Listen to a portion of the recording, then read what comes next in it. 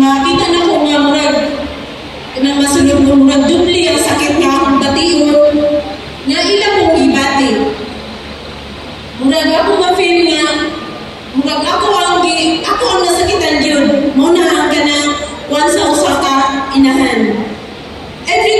leadership feels like me, like my heart is breaking into pieces.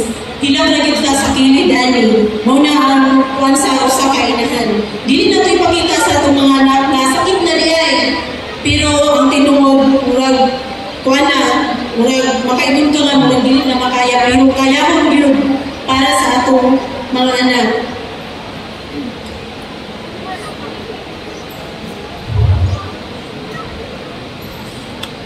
I want them to feel safe, to believe that no matter what, I can carry any burden for them. And I will. Mabuhat yun na ito tanan para sa atong mga anak. Example kani karon, wala ko na-expect nga. Ako di ay sa atubangan, sa tanan sa kinabuhi murag. Karon pag yun na na-experience nga, matubang ko sa kadaghanan. Kay, ampun, sa tanan akong kailang, nadi, kabalugid sila. Bisan akong mga anak, kabalugid sila nga, diligid na ako, kuhan nga, istorya sa kadaghanan kay, ulaw na baya ko. Bisan sa akong mga anak, maulaw din ko. Pero, para sa anak, gibuhat na ako tanan. Sige, gingnan ko sa mga anak, mga kaya na ginagin mo. Sige, kaya ko na ako, para lang yun sa imuha. Para sa akong mga anak mo na, karon na ako sa inyong atubangan. Murag, ulaw, pero gano'n ko sa nako nga, kanang ipabati na ako nga, importante yun ang atong mga anak. We may not always say it loud. Sometimes we scold, sometimes we stay silent, and sometimes we feel tired. But behind all of that is a deep, unwavering love. We want nothing more than to see you grow into kind, courageous, and compassionate people. We dream of the day when you chase your goals with confidence, love with an open heart, and face life's challenges with resilience. To all the students here today, thank you for giving us this moment, for making us feel seen, heard, and appreciated. You might not fully understand yet how much this means to us, but I promise you we will carry this day in our hearts forever. Your love, your efforts, and your presence are the most priceless gift we could ever receive. As a proud graduate of the Philippine College Foundation myself, it fills me with immense joy to stand here, not only as a parent, but as a fellow product of this great institution. And now, seeing my daughter follow in these same footsteps, I feel twice the pride. Together, we are living proof of the values, strength, and excellence that Philippine College Foundation instills in its students. We are the product of Philippine College Foundation. And to my fellow parents, atong gamitong kining higayon, aron pagpasinunggan ang usa-usa. Ang matag-usa nato nagdala og istorya sa hilom nga sakripisyo, malinaw ang matusog o walay kinatuban na gugma para sa atong mga anak. Bisan pa man nagikan kita sa lain-lain mga agianan o istorya sa kinabuhi, kita nagkahiusa, pinaagi sa usa ka gamhanang panagiusa, ang gugma sa ginikanan. Bisan pa man dili hingpit, naringkamot kita matag adlaw nga ihatag ang labing maayo, and that, my friends, is already more than enough. Thank you, and I continue to love, guide, and cherish our children, for they are the most wonderful part of our lives. Once again, thank you.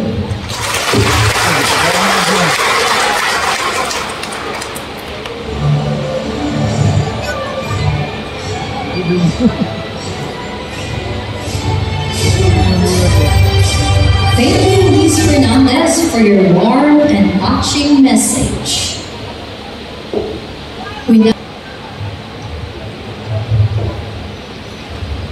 To our ever-supportive school president, Dr. Charmaine P. Pagusada. to our guest speaker, sir, good morning, to our esteemed school administrators, deans, and program heads from different departments, to the dynamic faculty and staff of Philippine College Foundation, to our honored guests, to the proud parents and the graduating class, Metanoia, good morning and mabuhay. And then, repeat after me. Thank you, PCF. Thank you, parents. And shake the hands of the person beside you and say, congratulations, future professionals.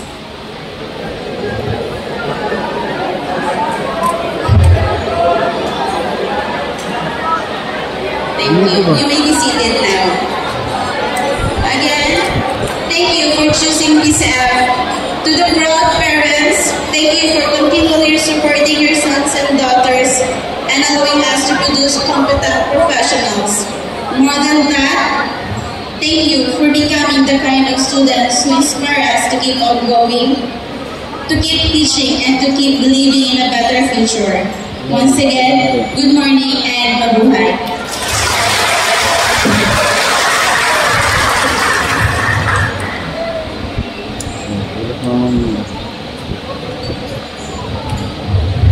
Thank you, Ms. Pamularcon, for your heartfelt response. To share a personal testimony on her journey and achievement, let us call on Ms. Apple L. Tawitan, a Bachelor of Science Criminology student.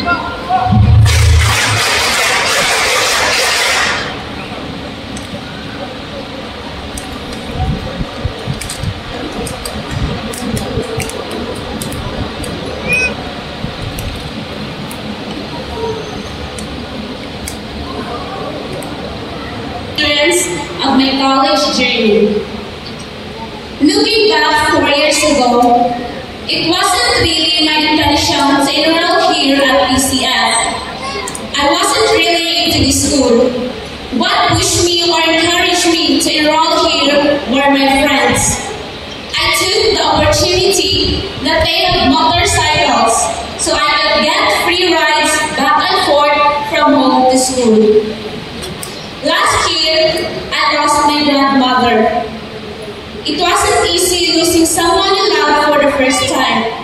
It was a truly heartbreaking moment. After mga pila na adlaw, enrollment na sa mid-year.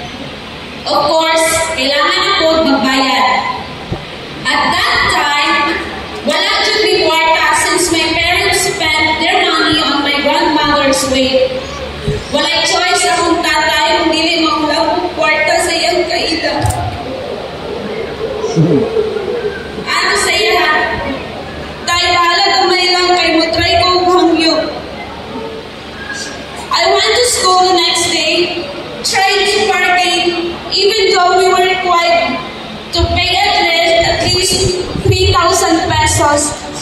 And thanks to the school, the cashier accepted my payment without hesitation.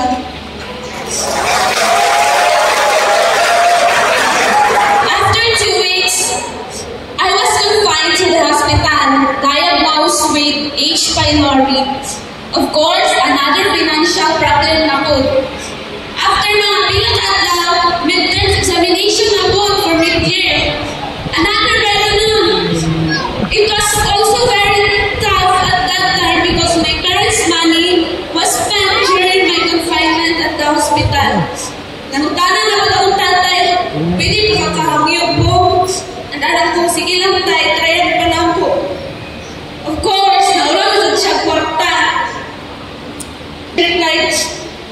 Ako, tayo, ako galing to Byron, wala lang mo nagsabatan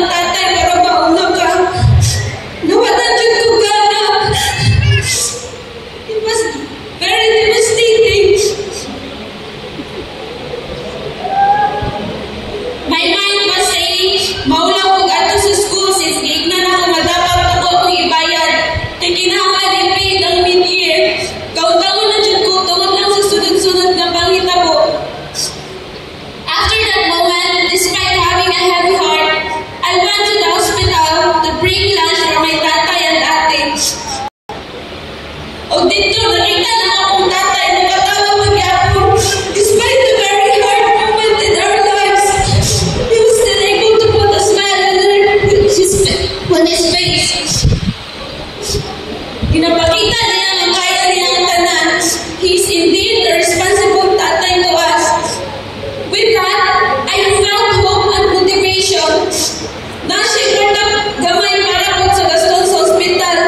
Nangutanan na siya. Basit pwede na lang kahangyo. Trupo. Tagaan ko niya 500 pesos. And I accepted it with a doubt if the school would still accept my payment, since I am required to fully pay my mid-year fee. I prayed to Jesus. I surrendered it all to Him. I went to school with hope and courage, hoping that I can still negotiate. Again and again and again, thanks to the school, the cashier still accepted my pay 500 pesos.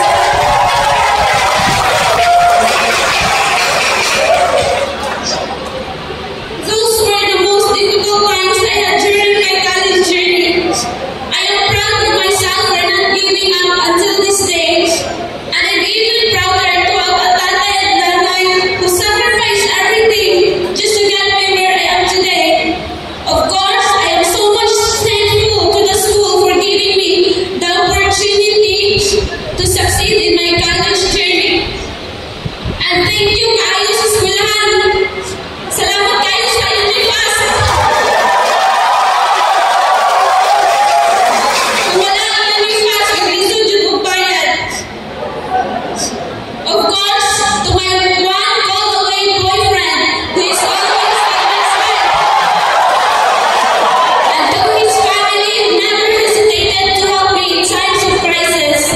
Above all, my deepest thanks to the Almighty for allowing me to experience this kind of circumstances that made me bolder and stronger, and for giving me my nanay and tatay who are the reasons behind every motivation.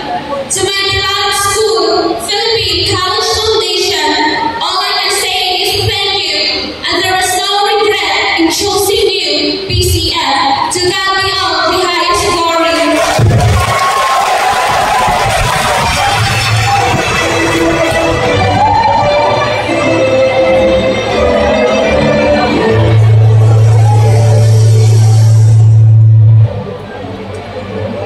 Wow, thank you, Ms. Dawitan, for that sincere and inspiring reflection. To formally close this memorable celebration, we now call on Dr. Sergi Roy L. Morena, Program Head of the Bachelor of Science in Hospitality Management, for the closing remarks. Round of applause, please.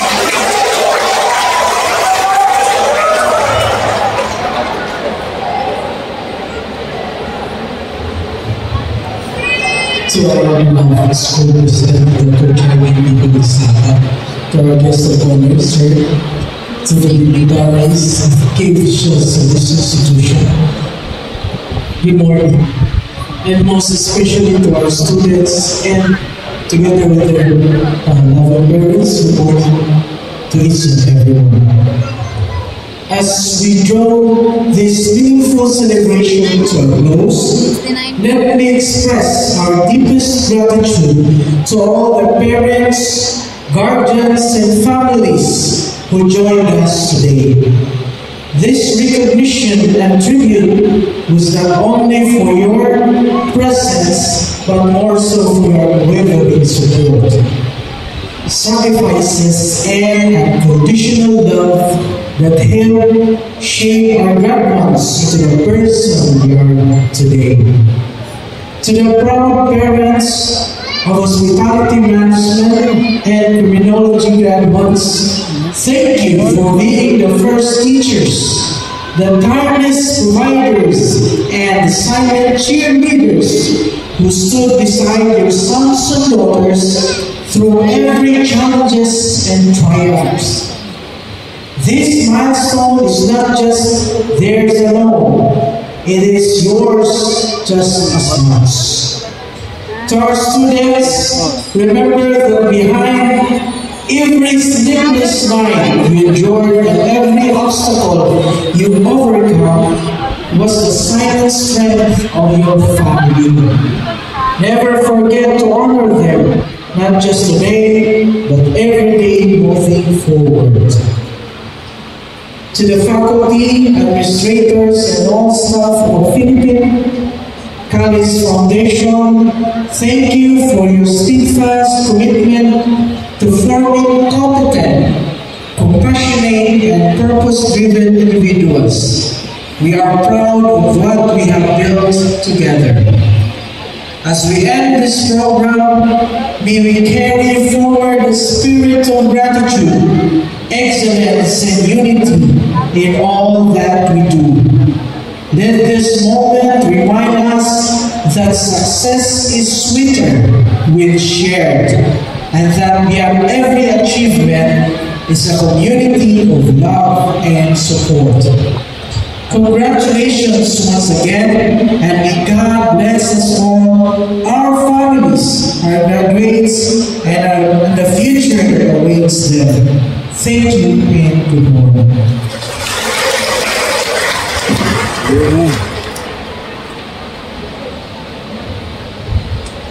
Thank you, sir, for your thoughtful words and encouragement.